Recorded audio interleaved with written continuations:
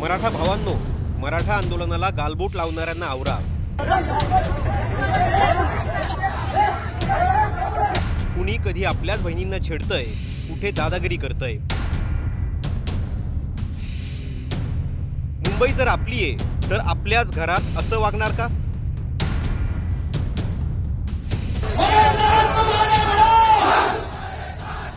एकोणतीस ऑगस्टला मराठा वादळ मुंबईला धडकलं, पण हे धडकलं नाही तर आपल्याच घरात आलं। मुंबई जी महाराष्ट्राची आहे, प्रत्येक मराठी माणसाची आहे आणि ती तितकीच मराठ्यांचीही आहे। आरक्षणाचा लढा थेट मुंबईच्या हृदयात आला। प्रशासनाच्या बेजबाबदार कारभारानं मराठा बांधवांना पहिल्या दिवशी त्रास झाला। त्याचा सविस्तर व्हिडिओही आम्ही आमच्या यूट्यूब चॅनलवर अपलोड केला आहे आणि सरकारला जाब विचारण्याचा प्रयत्न केला आहे। तो जाऊन नक्की पहा। आणि यानंतर मराठा बांधवांसाठी राज्यभरातून जेवणाचा ओघ सुरू झाला। पण आता ज्या काही थोड्याफार चुकीच्या गोष्टी समोर येत आहे त्या गोष्टी सांगणं आणि आंदोलनाचं गांभीर्य टिकवणं ही आमची जबाबदारी समजतो। 29 ऑगस्ट 2025, स्थळ आझाद मैदान मुंबई। या दिवशी राज्यातील मराठा आंदोलक मुंबईत आले। त्यांच्यात एक जोश होता, सरकार प्रशासनाविरोधात राग होता आणि तो असणंही साहजिक आहे। तो आक्रोश दाखवण्याचं काम माध्यमं करत होती, ज्यात आपल्याच अनेक मराठी बहिणी होत्या।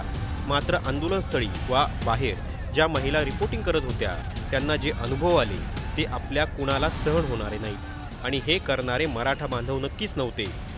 हे ते आहेत जे त्या रांझ्याच्या पाटलाची प्रवृत्ती ठेवतात। विशेषतः महिला पत्रकारांचा विनयभंग, शेवटी पत्रकार असतील किंवा विशेषतः महिला पत्रकार हे आपलं काम करत असतात, त्या ठिकाणी रिपोर्टिंग करत असतात, किंबहुना लोकशाहीमध्ये तुमची भावनाच पोचवण्याचा प्रयत्न करत असतात। अशा वेळी त्यांच्यावर असा हल्ला होणं हे बिलकुल महाराष्ट्राच्या एकूण संस्कृतीला शोभणारं नाही। गळ्यातल्या भगव्याचा मान ठेवूया। मराठा आंदोलक गळ्यात आणि हातात भगवा झेंडा घेऊन मुंबईत आलेत।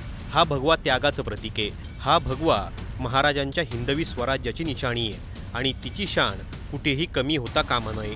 मात्र अनेक ठिकाणी काही जण हुडदंग घालताना दिसत आहेत। ट्रेनच्या दरवाजात उभं राहून ट्रेनमध्ये कुणाला चढू न देणं, स्टेशनवर सामान्य मुंबईकरांशी भांडणं, रस्त्यावर कुठेही गाड्या पार्क करून आपल्याच मराठी माणसाला वेठीस धरणं, असे अनेक प्रकार सध्या होताना दिसत आहेत। जे मराठा बांधव त्यांना हे करण्यापासून थांबवतात त्यांनाही काही लोक जुमानत नाही आणि हीच गोष्ट करू नका असा मेसेजही मनोज जरांगेंनी स्टेजवरून अनेकदा दिलाय। मुंबईकराला त्रास होईल असं कोणी वागू नका। मला वाटतं आंतरवालीत पण हेच पोरं होते आणि मुंबईत पण हेच आहेत, दुसऱ्याला त्रास नाही देत।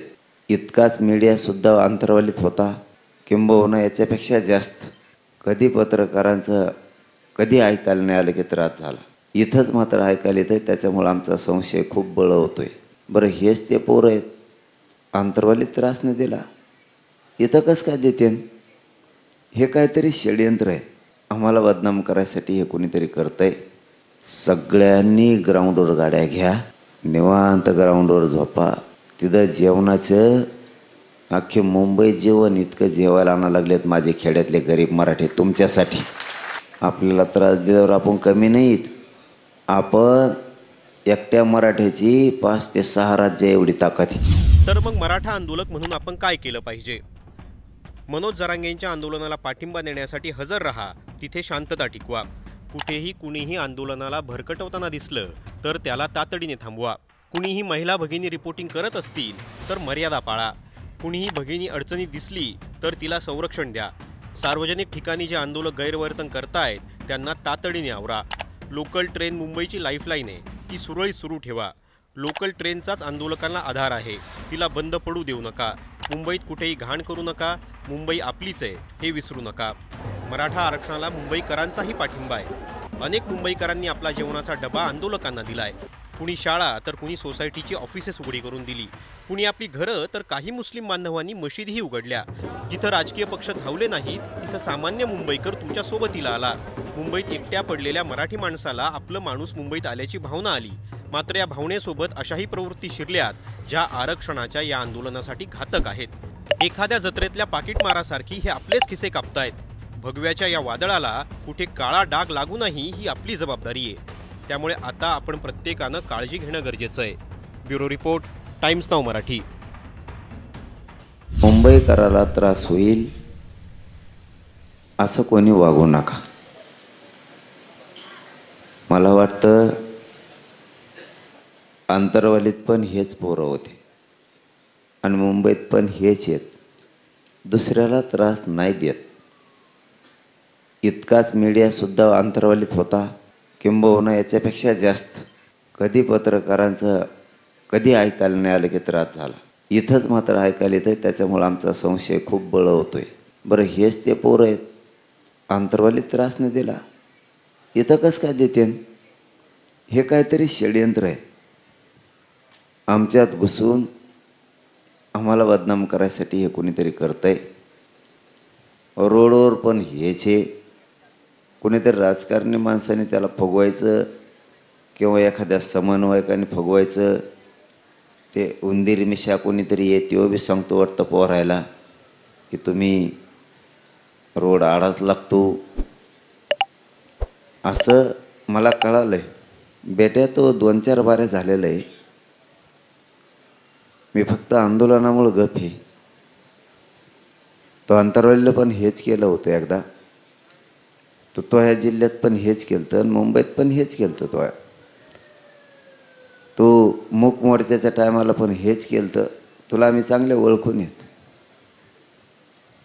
तुला आणखीन एकदा सांगतो, तू माया नादाला लागू नको. त्याच्यामुळं तुम्ही ग्राउंडवर जा. मला माहिती आहे तुम्हाला माया आहे म्हणून एखाद्याच तुम्ही तसं करत बसाल.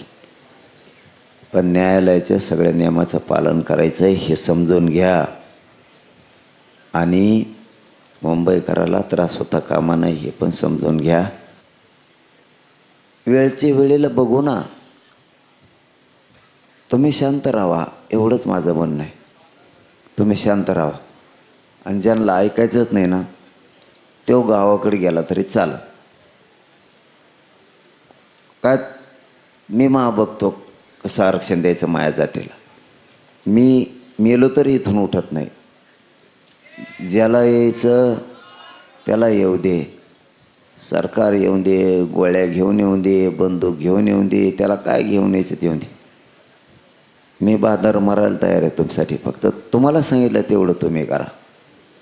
आजपासून पुन्हा तुम्हाला आता शेवटची विनंती, इतक्या स्पीडने गाड्या काढा, ग्राउंडला नेऊन लावा की मराठ्याचा गर्व वाटला पाहिजे. मराठ्यालाच की पोरा असा होता असे.